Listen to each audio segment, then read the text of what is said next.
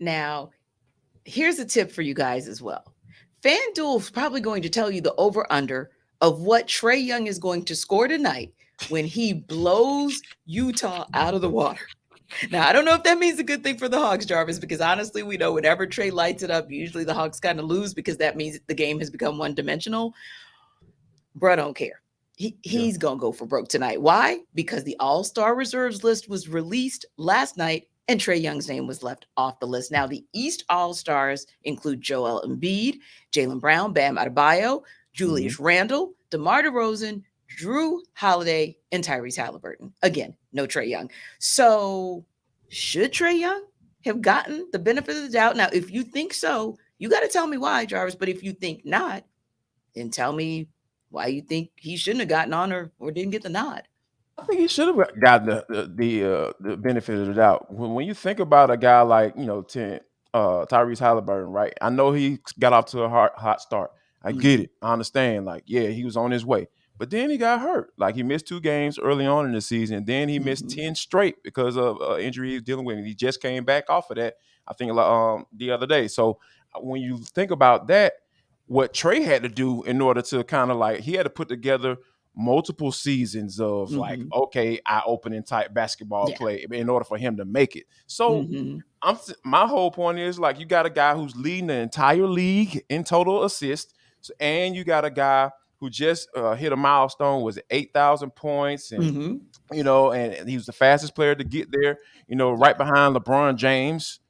He's pretty good at basketball. So my whole thing is, like, I just don't understand why, there are certain rules for Trae when it seemingly, but those rules don't get applied to other guys. And I know, and it's just weird, T, because like the dude was averaging 27 and 10, like, and nobody's doing that.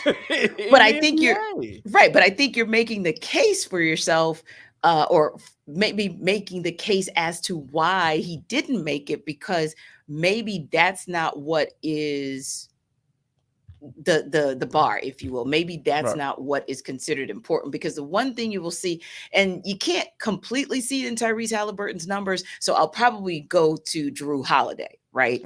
That might be an easier one, although I agree with you, if you had to pick somebody to take off this list, it probably would be Tyrese Halliburton, because good luck making a case against Joel Embiid, who is an MVP candidate, Jaylen Brown, who is helping the Celtics scorch the heck out of the league, Bam Adebayo and Julius Randle, both of them Julius have Randle really too. Like, leaped. I can't even argue against that, because they have leaped. They've had a leap of a year, exactly. And we've already seen what DeMar DeRozan did to the Hawks, right? Right. So the only person you have is Tyrese. However, it's a couple things here, and I spoke to a few of my insiders, if you will, for the NBA, because I was like, am I onto something or not? Here's the thing, and I was onto something, by the way. Here's the thing. Of course you were. If the league doesn't respect those numbers, then it doesn't matter what those numbers are. And for them, his 27 and 10 is just not as respected as say Tyrese Halliburton's 20 and 11 and 4 rebounds, because Tyrese has been doing that the entire season as long as he's on the court. Trae has been playing that well-rounded version of basketball these last couple of weeks. So if your sample size is what happened, and let's just be honest, most people's sample size is probably what happened before the last 2 or 3 weeks, then yeah, that's going to make you lean in Tyrese Halliburton's direction, since he's the example that we're giving here. Not saying it's right, just telling you folks why it's real. The other piece is this. Got to remember, you have 3 categories, so to speak. So that's the category as in why you didn't make it as it relates to your peers selecting you. Now, then the next pace, you did decently with the fans, but not as well as you had done in like recent years. Again, that's something that maybe the Hawks have to look at, because a lot of times it's the campaign. A lot of times it's campaigning to say, get my guy in, get my guy in. The third piece is the coach's vote. And a lot of individuals have said that low key, Nate's a very respected guy in the league. And some of that friction, Nate and Trae, could be and possibly is an underlying reason why maybe he didn't get the nod right away. Now, I believe he still has a shot at it, because there's still somebody's going to get injured. Tyrese Halliburton probably will not play.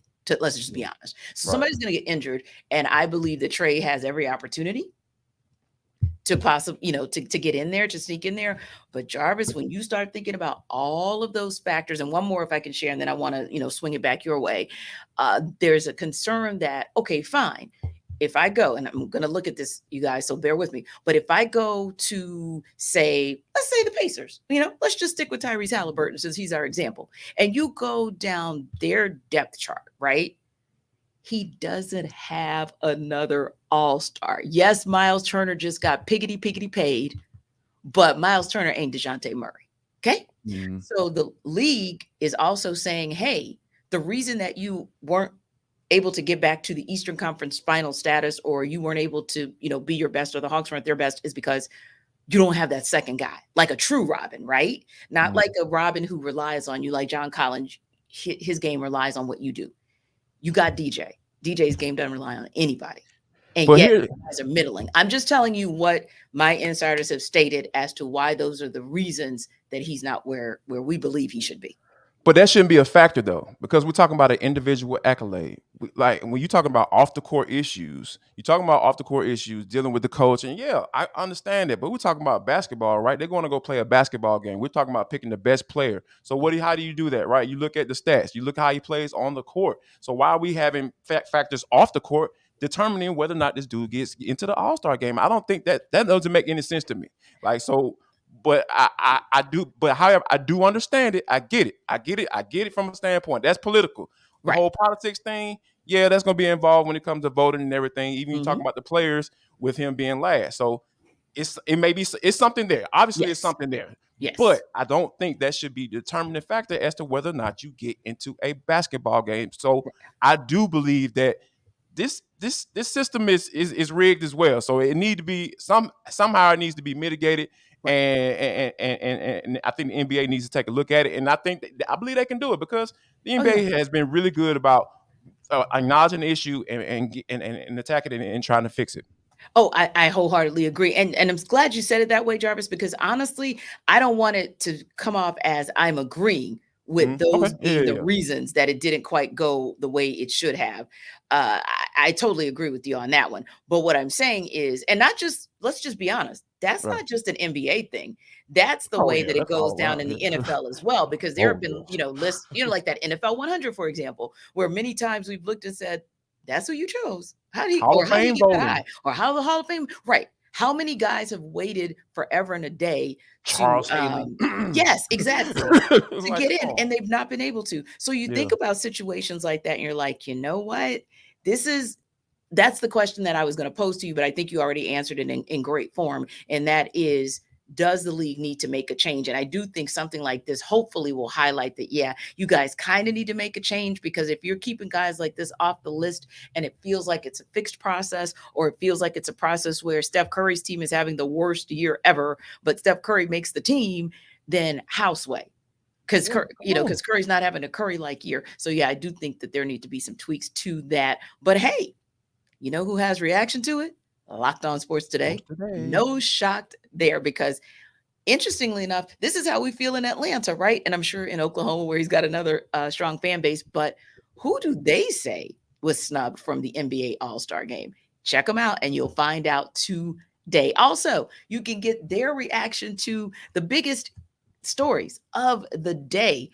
Go to, I was going to say the old place you can go. I'm not going to tell you that though. Tell you the new place you can go, YouTube and anywhere else that you get your podcast, just like you check us out on a daily basis. So don't forget, after ATL Day Ones and after For the Culture, because you can absolutely check out their take of the day.